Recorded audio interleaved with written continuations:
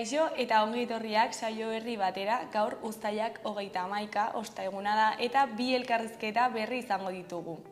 Alde batetik, hemen platoan Aitor Solarekin egongo gara, erromantzatuko alkatea dena. Erromantzatuko udaletik abuztuaren 3an ardi mozketaren eguna prestatu dute eta honen inguruan hitz egitera dator. Eta beste alde batetik, Koldo Amatria izango dugu hemen platoan.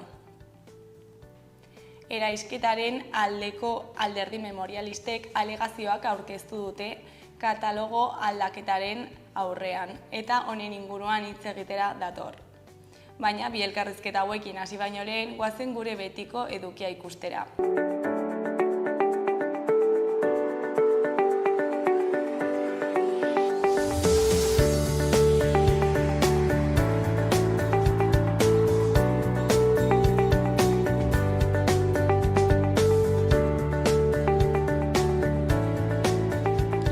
Guazen gaurko efemerideak ikustera. 1876ko uztailaren 31an, hirurak bat ikurra zuten pospolo kaxak egin zituzten. Espainiako agintariek Euskal Herriaren adiskideen elkartearen ikurra masonikotzat jo zuten. Ikurrean 3 esku ageri dira, elkarri eutsita.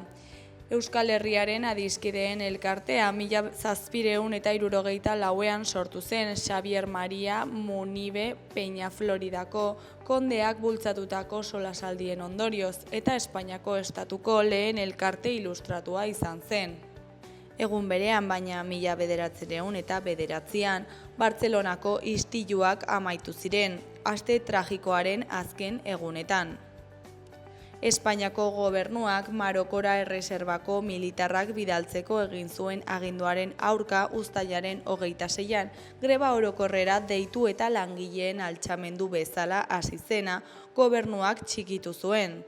Erreserban zeuden gehienak langile familietako gizonak ziren. Gobernuak protestak gogor zapaldu zituen, 75 hildako eraginez. Aste tragikoa abuztuaren 2an amaitu zen, langileak lanera itzuli zirenean. 1941ko uztailaren 31an, Agirre lehendakariak Europatik ihes egitea lortu zuen. Basaholm itsasontzia hartu zuen Suedian, Göteborgeko portuan. Jose Andres Álvarez Lastra Panamarraren nortasun faltsu hartuta eta Bilbotearekin igo zen ontzira, bere familiarekin batera, Rio de Janeirora bidean. Bidaia arriskutsua zen, alemaniarrek gerra deklaratutako itsas eremua zeharkatu behar baitzuten. Manuel Itxausti lagun enpresari estatu batuarrak lagundu zion tramiteak egiten, Erresuma Batuko ordezkariekin bilduta. Abuztuaren 27an iritsi zen Brasilera eta Ameriketan erbestearen etapa berri bat hasi zuen. Eta bukatzeko 1958ko uztailaren 31an, 77 preso palestinarrek Saatako espetxetik ihes egitea lortu zuten. 180 preso palestinarrek hartu zuten parte matxinadan, kartzelaren kontrola hartzeko. Guardia bat garaitu eta telefono linea eta elektrizitatea eten ostean kartzelako ate nagusitik egin zuten ihes. Muhammad Otam egipziarra izan zen Palestinako historiako espetxe ihes handienaren ideologoa. Guardiekin zein ihesaldia eragotzi nahi zuten beste presoekin borrokaldiak izan zituzten. Ihesean ziren 13 preso eta 2 guardia hil ziren.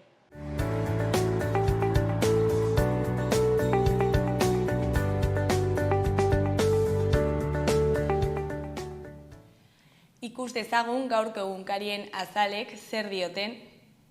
Diario de Noticias egunkarian horrela dio lerroburu nagusiak. 80 urteko 2 preso zizur nagusian eta kaskanten egindako krimenengatik.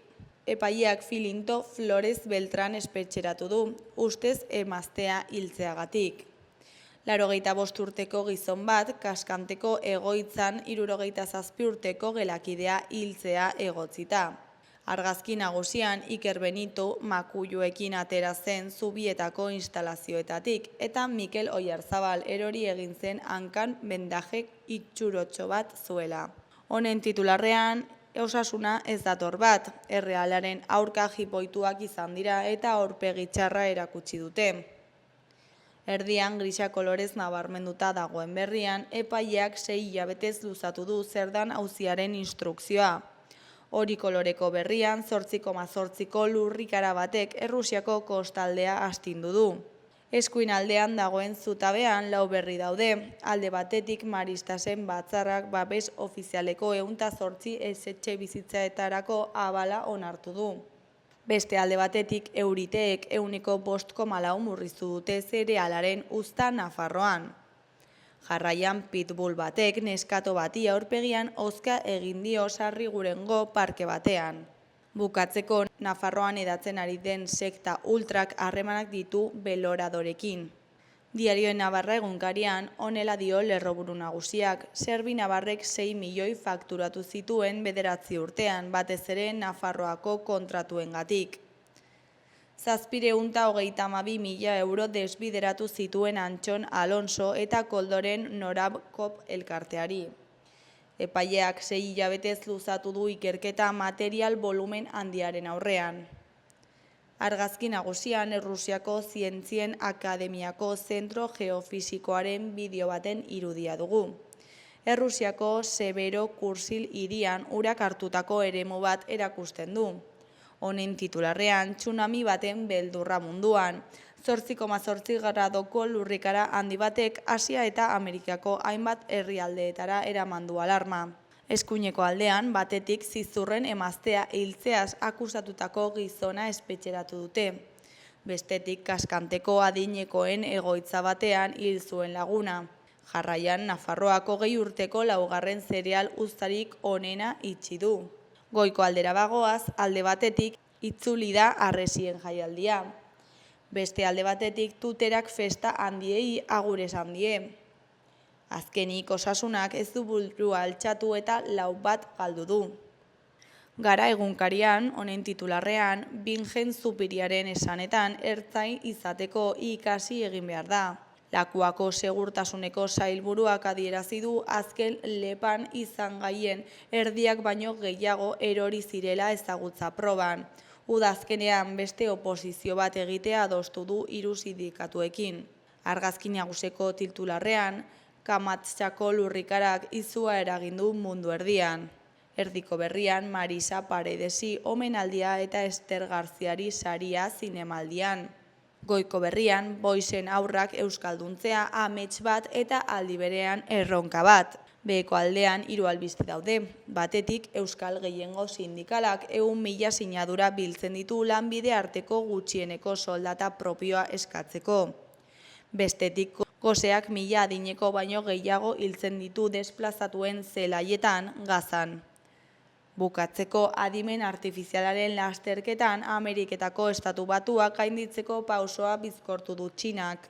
Berria egunkariaren argazki nagusian, igandera bitarte 250 lagun inguru elkartuko dira Aebetako Idaho estatuko hiriburuan, euskal kultura ardatz duen ospakizunean. 10 urte pasako dira azkenezkoz egin zutenetik. Irudian jaialdiko lehen eguna Euskal Etxearen parean. Honen titularrean piztu da Boiseko jaialdia, diasporaren eta Euskal Herriaren topalekua. Beheko argazkian olatuak Errusiako Severo Kurils herrian atzo. Honen lerroburuan tsunami alerta ozeano barean. Lurrikara bortitz bat gertatu da Errusia ekialdean eta olatuen beldur izan dira 3 kontinenteetan. Goiko argazkian itsaso erasun dugu, garaiesena frontoian. Gainontzeko 4 berrietan, alde batetik Eusko Jaurlaritzako euskara teknikariek ezin egona agertu dute sail bakarrean bilduko dituztelako. Bestetik 100.000 sinadura baino gehiago bildu dituzte gutxieneko soldata propioa eskatzeko. Jarraian oldarraldi errekzionarioa izeneko udako seriaren lehenengo atala dugu. Bukatzeko literatur ibilbideak udako seriaren 3. atala dago. Euskal Herria irratiari dagokionez, titular nagusian, Ahoztar zelaietaren arabera, eskuin muturreko taldeen presentziaz ikerketa egiteko eskatu didate bizilagunek. Azken aldi honetan, Abarzuza, Gesalaz eta Deierri inguruan kezka areagotu da eskuin muturreko taldeak ezarri direlako inguruan, eta bizikidetzan arazoak sortzen hasi direlako. Eskuinaldeko bizilagunek eskatuta Ahoztar zelaieta ikertzaileak ikerketa sakona egin du gaiaren inguruan eta Euskal Herria irratiaren lanaren ondorioen inguruan hitz egin dugu berarekin. Eskualdeko bizilagunek eskatuta Ahoztar zelaieta ikertzaileak azterketa sakona egin du gaiaren inguruan eta Euskal Herria irratian lanaren ondorioen inguruan hitz egin dute berarekin. Eskuinaldean dauden berrietan, goikoan, Iruñeko frontoi nagusiak ezagutzeko bisita gidatuak abendura arte luzatuko ditu Iruñeko udalak. Iruñeko pilotaren historia, emakumeen historia, frontoiak, materialak, jokoaren errituak edota pilota modalitateak ezagutuko dira bisitan. Doakoa da eta aldez aurretik eman behar da izena. Behekoan, ustezko hilketa matxista ikertzen ari dira zizur nagusian.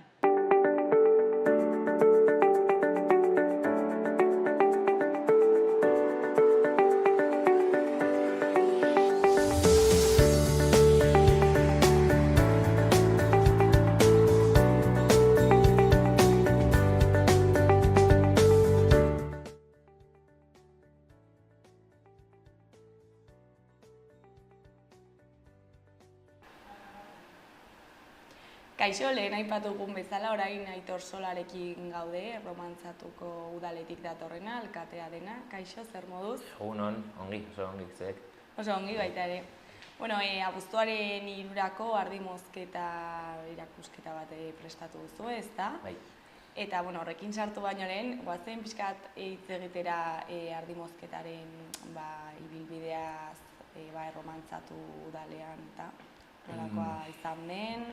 Bai, nik esan behar dut gaztean naizela eta ez dudala ikusi hasieratik, baina tokatu zaite egun hauetan ardimoztaileekin hitz egitea eta diote 80. hamarkadan hasi zirela talde potolo bat Romantzatuko eta inguruko herrien talde potente bat, dute 50 persona edo, ardimozketa praktikatzen, ez? Aitzindariak izan ziren eta beraien metodoa eta bere lana estatu espainolera eta Euskal Herri guztira zabaldu zuten, ez? Hori baino lehen egiten dutena zen ardimozketa praktikatzen zen, ez? Baina ardiekin lotutak, ez? Eskuz eta hankaz lotuta. Baina talde hau hasi zen ardiak soltearekin ardimozten. Hori zen pioneroena, ez? Nobedadea. Bai, 80 urtean, 80. urtean, imaginatu, ez? Hasi direla ardiak solteak ardimozten, eta hasi ziren, bere metodoa zabaltzen. Gero, gertatu da, lanbide pila batekin, hasi ziren beste herrialdetatik sartzen, konpetentzia gehiago izaten, eta geroz eta jende gehiago, gutxiago zeuden ardimozketa praktikatzen. Gaur egun jarraitzen dute jende pila bat, baina Romantzatutik uste dut 2 joten direla, Irunberritik joten dira beste 5, Zaraitzutik joten dira beste 5, baina hori gutxira joan da, gutxitzen bai. Eta bakizu zergatik hasi ziren egiten ardi solten ardimozketa? Osea, ez dakit berezitasunaren bat dago edo beto egiten ez dakit. Nik uste dut azkarragoa zelako, ez? Ardia soltearekin hartzen duzu ardia, ardimozten duzu, eta gero askatzen duzu eta dago den egina, ez? Baina lotzen behar baduzu eskuak, hankak, ardia moztu, askatu, beste bat lotu, ez? Nik uste dut horregatik izan zela. Eta animalien dako ere nik uste dut erosogoa dela, ez? Nik uste dut horregatik eta esaten dutena hortik da, ez? Eta gaur egun nola ikusten duzu ardi mozketaren egoera? Ardi mozketaren egoera, nik uste dut... Behera joan dela, ez? Behera joan dela, ardiak badaude, eta ardi moztu behar dute. Baina nik uste dut, orain sortu dela ja enpresak edo taldeak beste herrialdetako talde batzuk daude, dakidan bezala, eta nik uste dut hori, prezioak bera egin dute, eta gero jendea albadu egiten du, baina ez bazaio ematen uzten dute. Ezagutzen dut jende pila bat horretan jarraitzen dutela, baina geroz eta gutxiago. Orain elkarte bat sortu dute, ardi moztaiak deitzen den elkartea, egin dutela talde ona Euskal Herrian, eta izena hartu dute eta badakit hasi direla berriro ardi mozten tamaina potoloan, ez? Badakit hori aurrera doala, baina ez dakit, 80. urtetik ona jaitsi egin du. Eta, barkatu joan zait.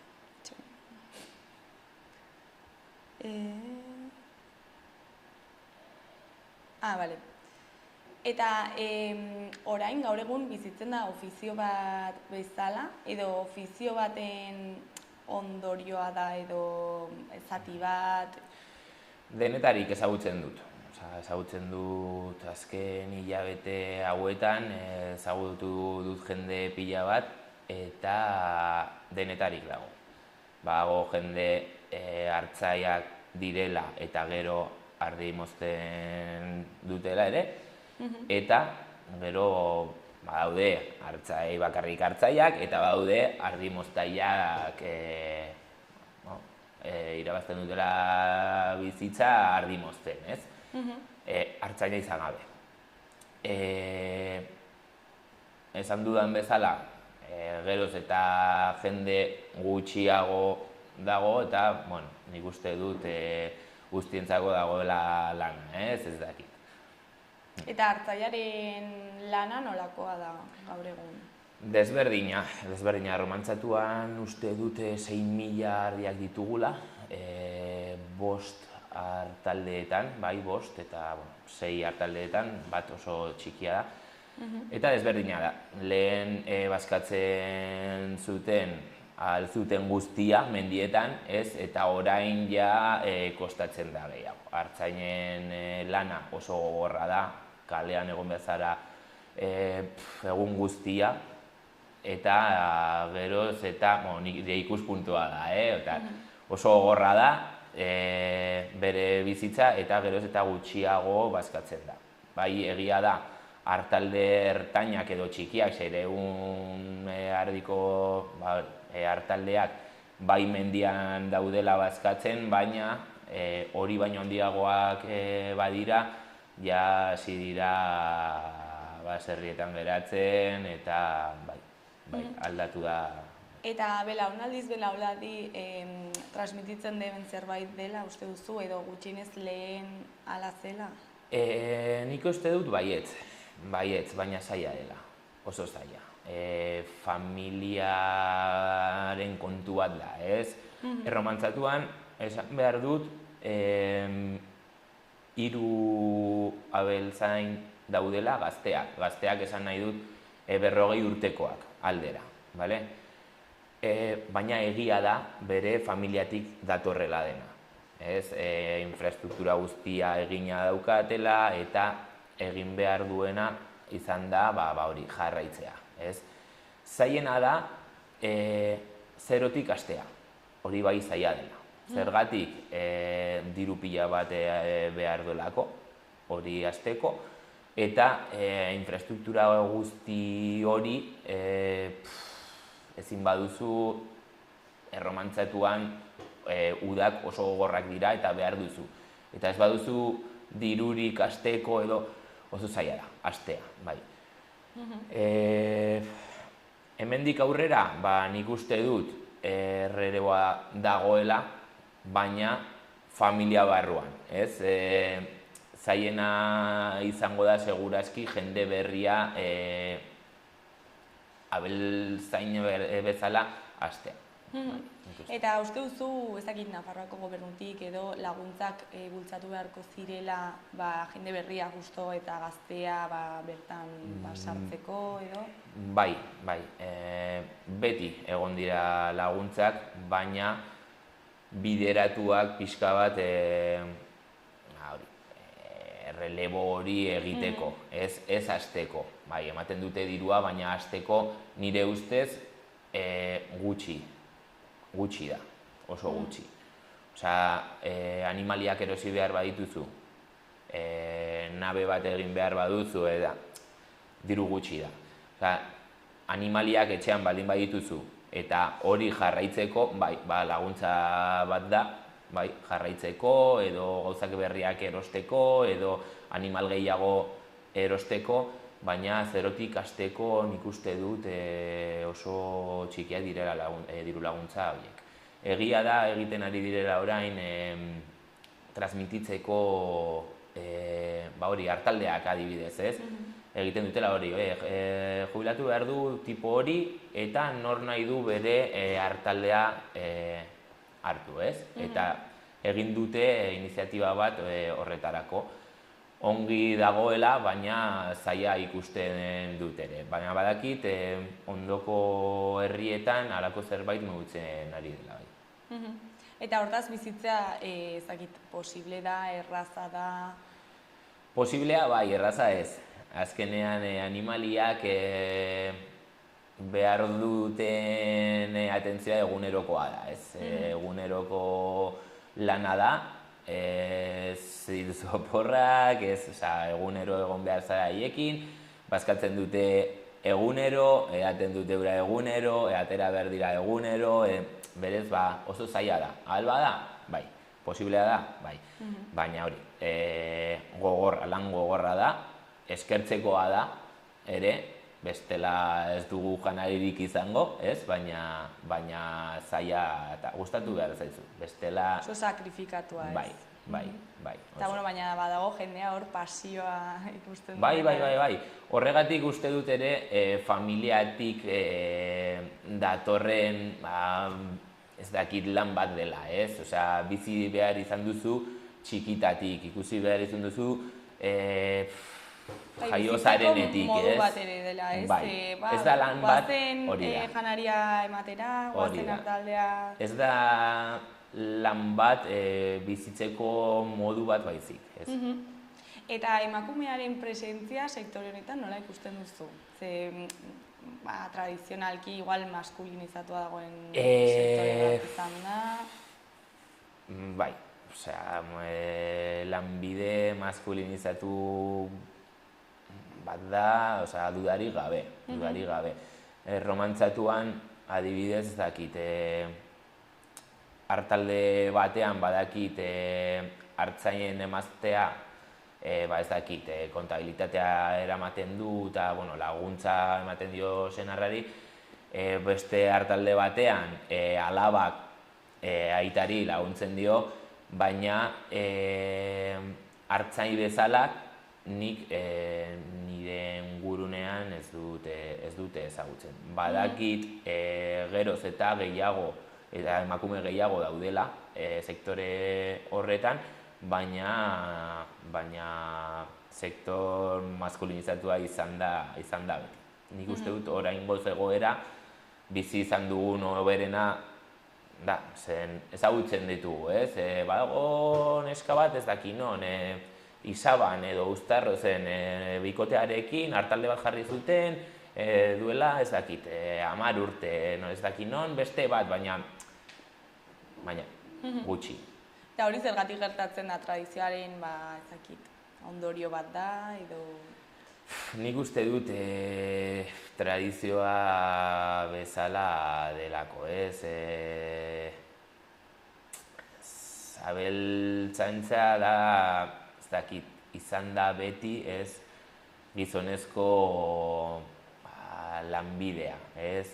Beti emakumeak laguntzen zuten, baina etxea mantentzen, aurrak mantentzen, eta nik uste dut hortik datorrela. Espero dugu egoera hori aldatzea, baina nik uste dut tradizioarekin oso lotuta dagoela. Eta, lanbide honetatik gero ardi mozketa atera da, ez, modu natural batean, eta horretaz txapelketa bat, edo txapelketa antolatu egin dira, eta ere Euskal Herriko txapelketa badaukagu, ez da?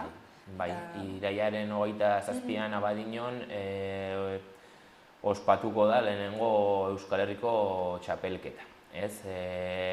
7 lurraldeetatik ordezkariak joango dira haien artean lehiatzera, eta hortik munduko txapelketara aterako dira 6 arrimoztaiak, 6 edo 8 ez naiz ongi oroitzen.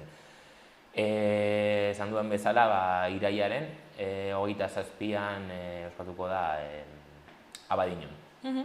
Eta nolakoak dira txapelketa hauek, ezakit, zer baloratzen da azkarta, ezakit... Azaldu diatezen, ez dut ikusi, oraindik ez dut ikusi, baina modalitate desberdinak daude. Makinaz, elektrikoak, guraizeaz, eta puntuatzen da azkartasuna, eta gero nola geratzen diren ardiak, ez?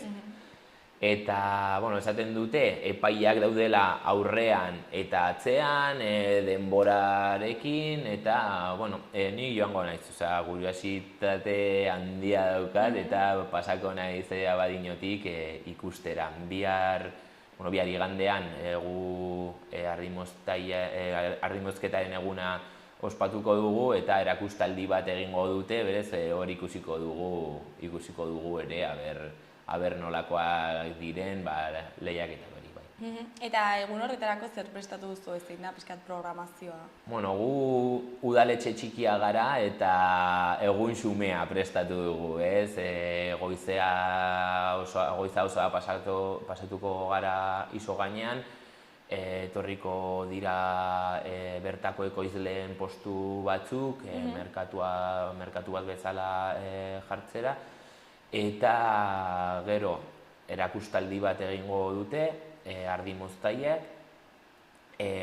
ikusiko dugu nola ardi mozten den makinekin, guraizeekin, gero Euskal Herriko txapelketa aurkeztuko dugu, eta bukatzeko 12:30 Utxuntxalapartaren kontzertu bat izango dugu. Programazioa nahiko ona, ez? Bai, gero izango ditugu arkumen pintxoak, gazta, ardoa, eta goiza ona pasatzeko ez dugu gehiagirik behar. Eta gonbidatuak dago bakarrik Baiarreko jendea, edo irekia da? Irekia da, horregatik egin dugu iso gainean, jendea joateko, arazorik gabe. Inguruko jendea segurazki joango dela, baina espero dugu beste lekutatik etortzea. Eta, zuek udaletik zer da espero duzuena egun honetaz? Egin dugu edo antolatu dugu lanbide hori, gure bizilagunen lanbide hori eskertzeko eta balorean jartzeko, eta batez ere esateko jarraitzen dugula lanbide horiekin, ez? Lurrari lotuta gaudela, eta hori, batez ere hori, ez? Eskertzeko eta balorean jartzeko lanbide hori. Eta etorkizunean, nola ikusten duzu lanbide honen etorkizuna? Ez dakit, obera joango dela, uste duzu? Jarraituko duela, jarraitu behar du, beharrezkoa da, ardientzako.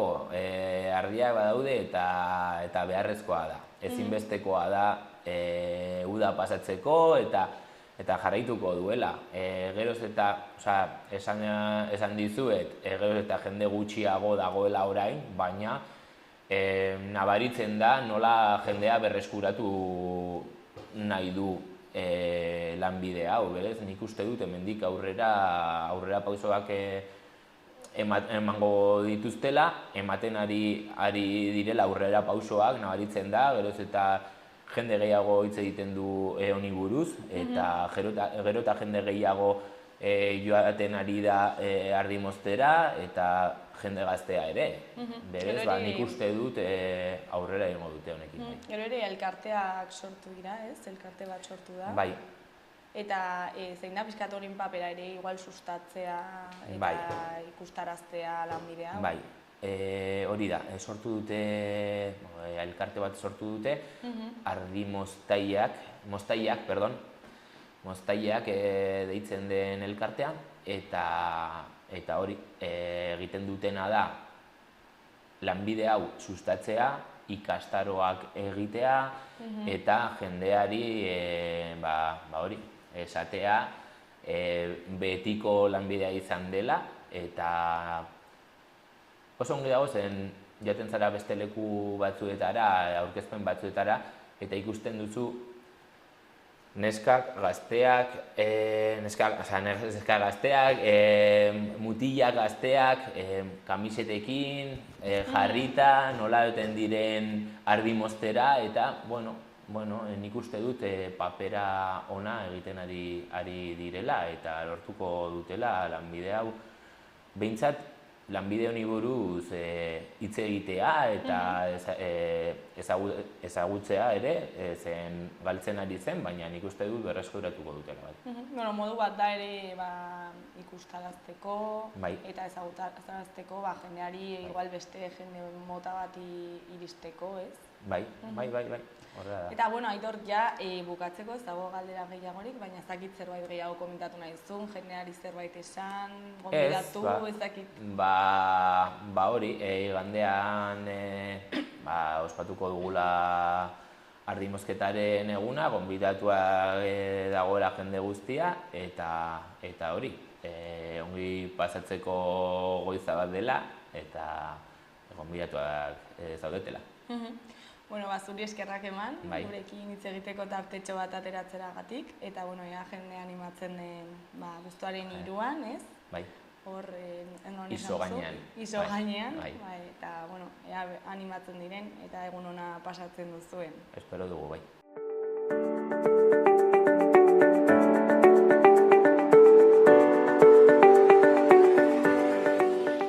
Gaurko eta biharko eguraldiaren iragarpena ikusiko dugu orain.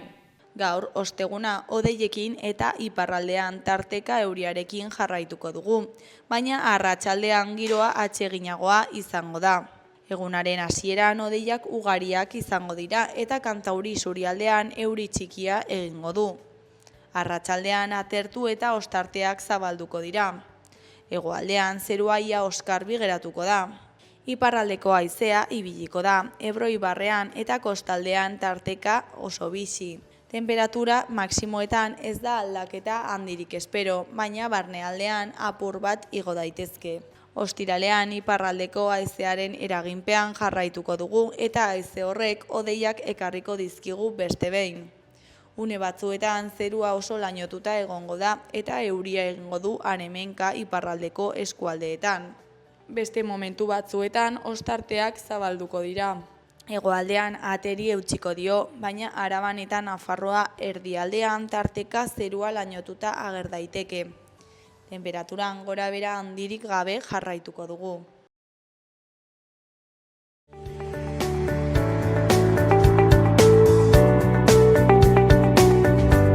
Kaixo, hasieran aipatu dugun bezala, orain Koldo Amatriarekin gaude. Kaixo, zer moduz? Ongitazo, Oso ongi. Hemen zaude berriz, ez? Berriz. Elkarte memorialistek alegazioak aurkeztu dituzuelako erorien katalogoaren modifikazioaren aurka, ez da? Eta, testu inguruan jartzeko azalduko zu pixkat nolakoa izan den egoera gaur egun arte. Erorien monumentoa hor darama urte pilo bat, eta guk betikoa defenditu dugu bere botatzea, eraitsi behar dugu, zen eta hori biktimen kontra dago eta fascismoaren alde eta hor mantentzea frankismoaren simbolo bat da, naiz eta modifikatu kanpokoa edo barrukoa beti izango da monumentu frankista bat. Eta legeak esaten du botatzeko berea da. Legeak esaten du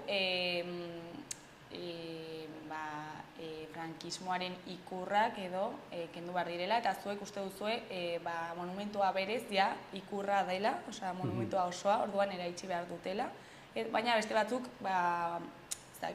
esaten dute bakarrik ikur horiek kentzen ja balio duela, ez? Hori da pixkat eztabaida. Bai, hor dago eztabaida, alde batetik nik esango nuke hiru postura ezberdinak dira, alde batetik mantentzea dagoen bezala, beste aldetik aldaketak egiteko, baina mantentzen monumentua, eta hirugarrena da gurea, eta guk uste dugu herriaren borontatea da hori botatzea. Eta haien artean, hori ez dakigu zergatik, baina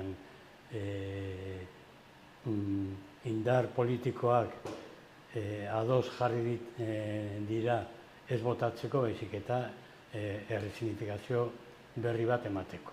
Eta gu ez gaude ados, eta gu jarritzen dugu gure postura dela hori botatzea. Legeak, estatuko legea, ez dakit nola duen izena, Ley de Memoria Histórica, olako zerbait, esaten du oso garbi desagertu behar dutela monumentu guztiak, eraikuntzak edo plakak edo estatuak edo zein gauza gainditzeko edo ohoretzeko fascismoa eta frankismoa, eta haien artean dago oso garbi monumentuen eroria. Eta, lege horrekin, albo batean uzten da lehenengo aukera hori, ez? Dagoen moduan uztearen aukera hori, eta orduan ditugu beste bi aukerak. Eta udalak ze aukeratu du, esan nahi du? Udalak, guk pentsatzen genuen, berriro hartu zuen boterea Partidu Progresistak, guk pentsatzen genuen, errekuperatu behar zutela lehen egin zuten lehiaketa aldatzeko edo botatzeko monumentua. Hor gelditu zen lehen, orain dela 6 urtez aldatu zuenean udala, orduan hor gelditu zen erabaki gabe, baina ja ziren uste dut 7 proiektu eta haien artean zegoen bat hori botatzeko. Zoritxarrez, ailegatu denean legealdi berria eta Partidu Progresistak berriro boterea edo alkatetza rekuperatzea, pentsatzen genuen hori baita ere berritu behar zuten lehen hori konkurtsoa, no? Baina, zoritxarrez, denbora pasatu zen, eta beti esaten zuten hori, badago egingo dugula, eta zakizer, jendeak parte hartuko du, erabakitzeko, eta bapatean, ailegatu zitzaigun hiru partiduen akordioa. Izan zen, hori, sorpresa haundi bat eta guretzat izan zen irain bat. Ez zen herriari, ez zioten herriari galdetu ea zer nahiago zuen, ez? Ez, pasatu dira, ezer esan gabe, gu bitartean egin genuen mobilizazio pilo bat, adibidez, irakurri genituen Gaztelu plazan afusilatuen izenak, egin genuen manifestazio oso jendetsua, 3.000 pertsona manifestatu ziren Iruñean eskatzeko hori, eta nahiz eta eskaera oso zabala zen, udalak pasatu zen gure gainean, ezer kontsultatu gabe, ez guri herriari, nahiz eta hori urtean zehar ez dakit zenbat prentzan artikulu iritzia, eta, bueno, pilo bat, eta sorpresa handi bat izan zen hori. Bere erabakia ez botatzea, baizik eta mantentzea iaia dena, eta barruan egitea museo bat edo olako zerbait. Memorien alde eta fasismoaren kontra eta daki zer. Eta gainera, suposatzen da, partidu hauek zuen alde egitekotan, partidoren bat zuen alde egitekotan, hau izan beharko zela, ez? Bueno, hor dago betiko zalantza, gure artean, alde batetik, PSOEk bere garaian ez zuen ezer egin ateratzeko gorpuak lurpetatik. Gero ja aldatu zuten pizka bat postura, baina ez dakigu zergatik, baina beti izan da eraitzaren kontra. Edo gutxienez, hori ez botatzeko dena, baizik eta zerbait mantentzean. Beste partiduen, ez dakit, nik uste genuen haiek botatzea eraitziaren aldez segunden, baina bapatean akordio hori, hori. Zergatik, esaten zuten hori ateratzeko aurrekontuak, ez dakit zer, baina ez dute eman garbi bai geroa bai Bilduk zein da bere postura, ez dute ezer esan. Ez da arrazoia, ez? Arrazoia, ez. Eta zuek zergatik uste duzue erabaki hori hartu dutela? Hori, atzekaldeko akordioak haien artean, zeinek dira? Ez dakit. Batzuk ikusten dira, adibidez, oso garbi izan zen Joseba Zironen lehen mandatuan, nola aldatu zuen Avenida Ejertzioaren izena, kendu zuen udaletxetik Borboiko armarria, eta gero, etorri denean hori ez daukitu. Mantentzen da Avenida Ejertzito, mantentzen da hori armarria, eta ez dakit, ematen du alde batetik hori ez ikutu gauza zerbait, nahi badute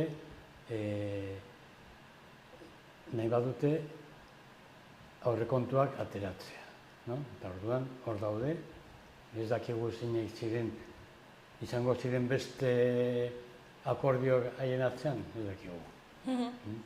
Eta uste duzue, gai hau oso potoloa denez Iruñarentzako, igual partiduak ez dutela nahi busti edo ez dela nahi busti gai honen inguruan, eta esaten dute, hurrengo legeldian bustiko dira beste partidu batzuk, edo...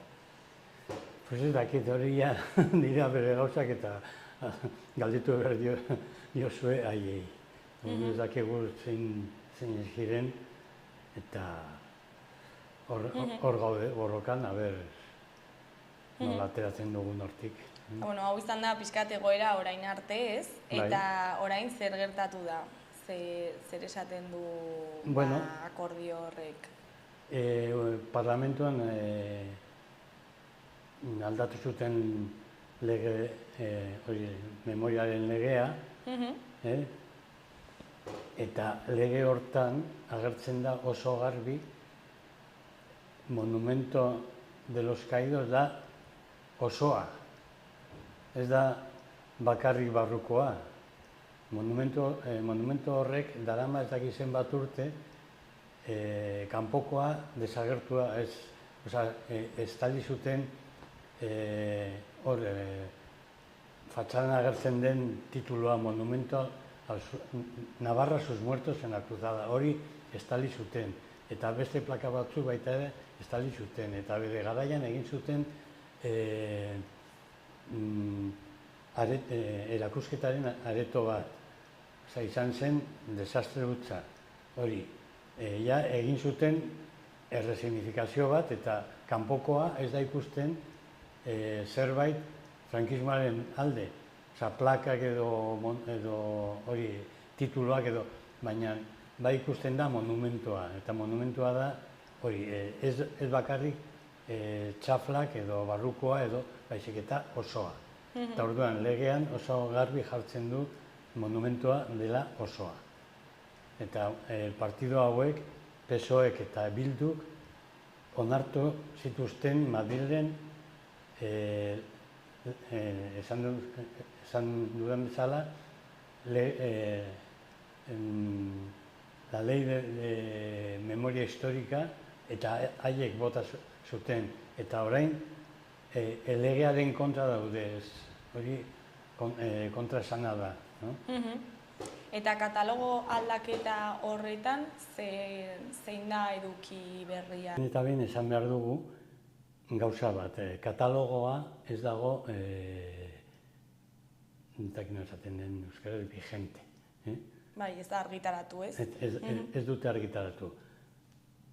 Katalogoa egin zuten orain dela, iaia 25 urte, Iruñan, onartu zutenean Iruñeko plan hirugintza.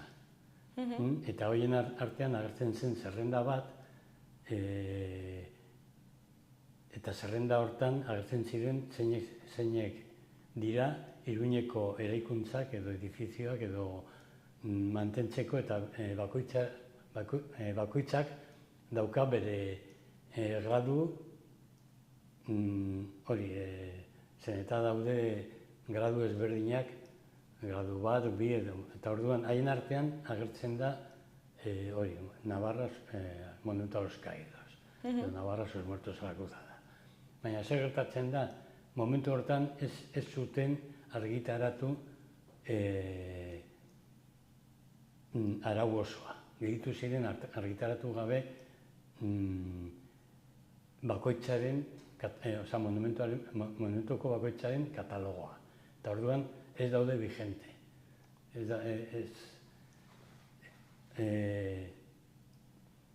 Momentu honetan Iruñeko eraikuntzak ez daude babestuak. Eta hien artean Monumento a los Caídos. Horregatik guk esaten dugu ezabatu behar dutela akordioa, zen eta ez da posible aldatzea gauza bat ez delako onartuta. Lehen onartu behar zuten edo argitaratu behar zuten katalogoa eta bakoitzaren fitxa onartu eta gero aldatu. Hori alde batetik. Eta gero bestetik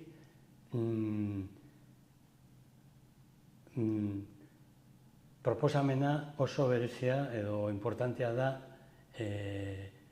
hirugintzaren begibistatik. Zergatik, onartzen baldin bada aldaketa hori da bakarrik botatzeko, onartzen dute botatzeko arkupeak.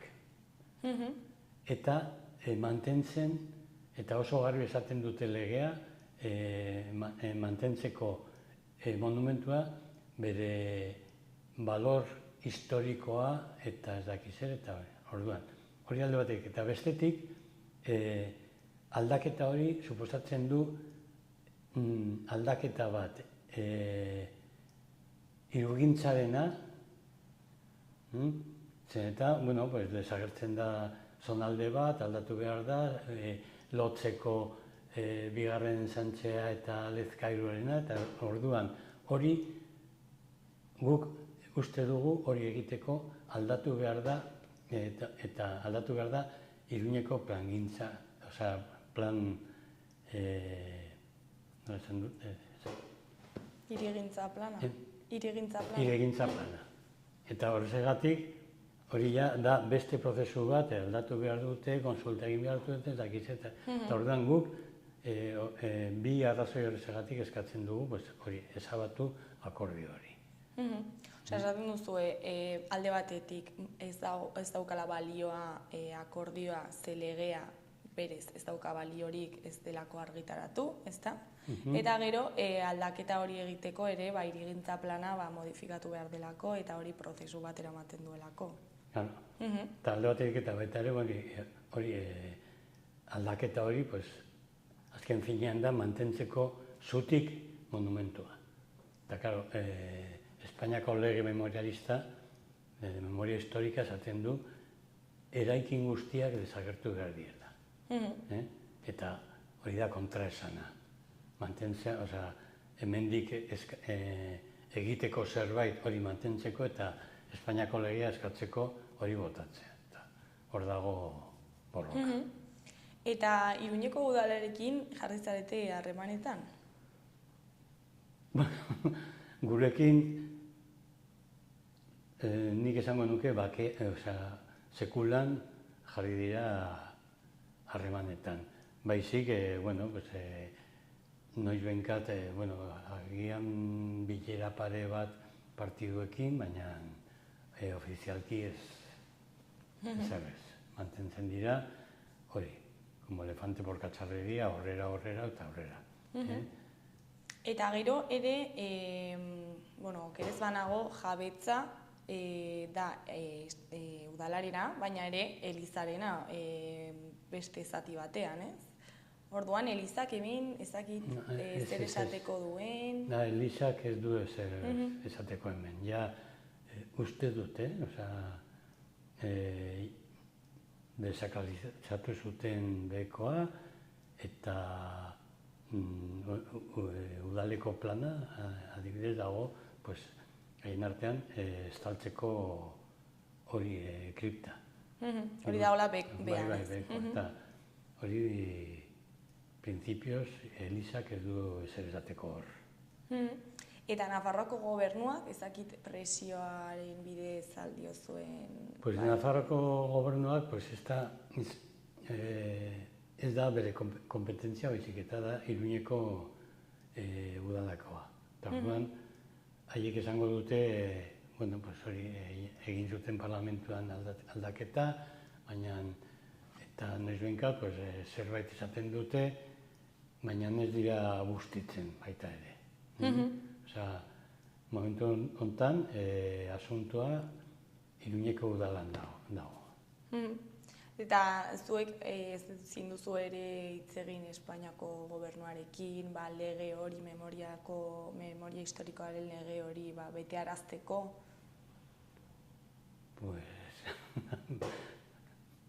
Ez dakizu ez duzu begiratu? Hori ez dakit, hori. Momentu hortan, guk aurkeztu dugu Iruñeko udalan hori proposamena ezabatzeko akordioa eta baita ere Nafarroko Tribunal Administratiboan baita ere aurkeztu dugu beste modukoa egiteko presioi bat. Eta orain ze puntutan zaudete itxaroten erantzunari? Gaude, zen eta orain dela bilabete baino gehiago berriro eskatu genion udalari botatzeko hori monumentua zen eta legea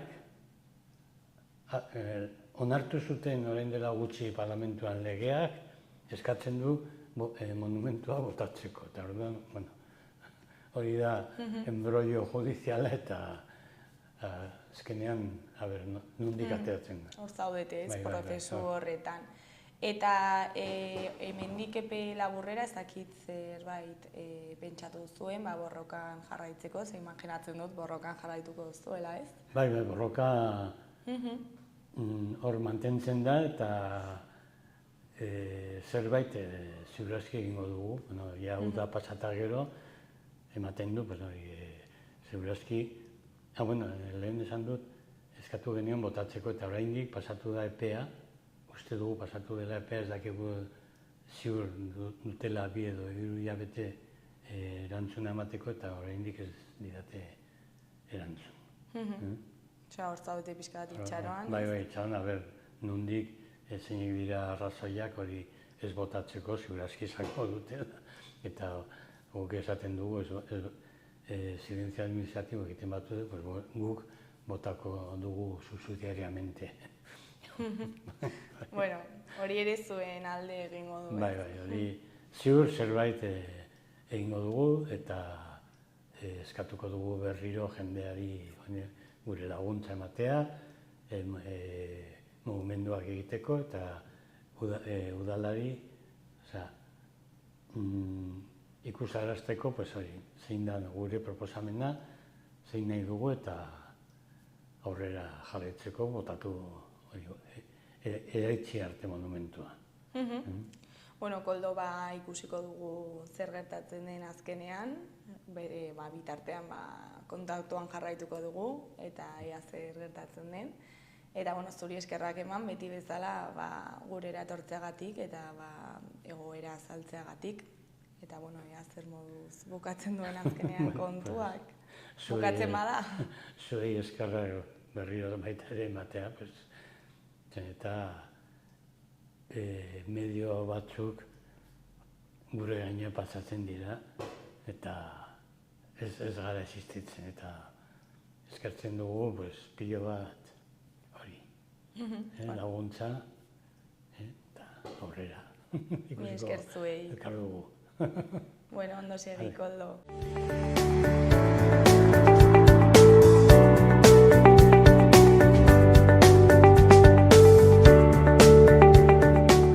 Gaurkoz hau izan da dena, bihar itzuliko gara eduki eta elkarrizketa berriekin. Arratsalde ona pasa, agur.